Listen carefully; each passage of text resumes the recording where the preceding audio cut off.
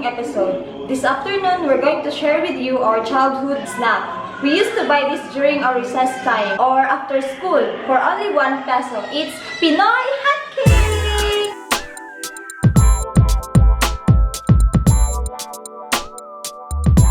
For the ingredients, we have yellow food coloring, vanilla extract, cooking oil, evaporated milk, water, eggs, flour, salt, baking powder, and we will garnish it with margarine and white sugar. Step 1. Mix all the wet ingredients.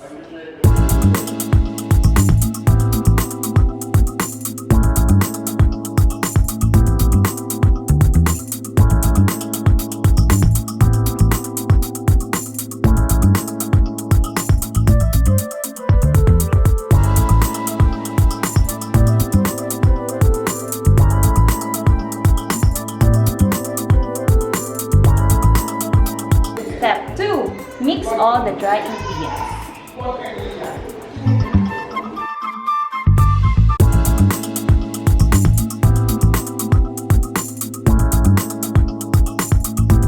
Step 3. Mix both.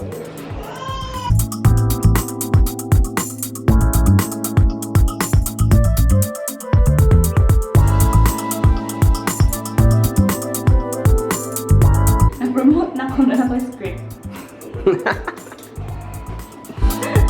Step 4. It's time to cook the butter.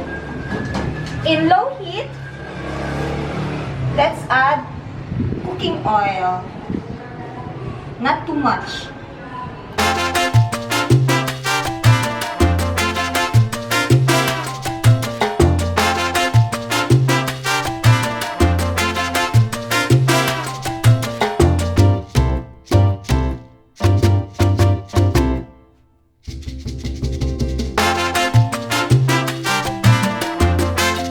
Step 5. Let's garnish and serve.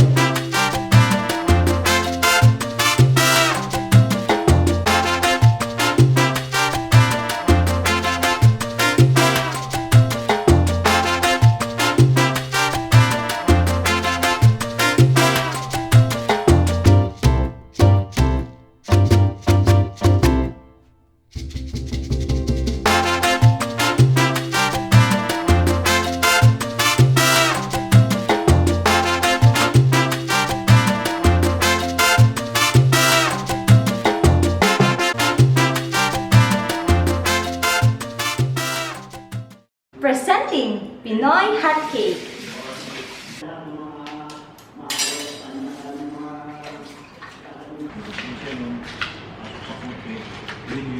Halin man? Halin tag piso! Adas talang mabayad.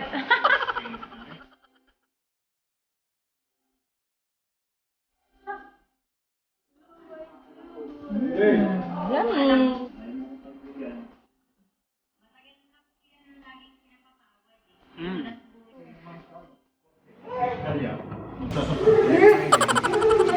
Alright, once again, this is our trip for today. I will see you next time. Back to you!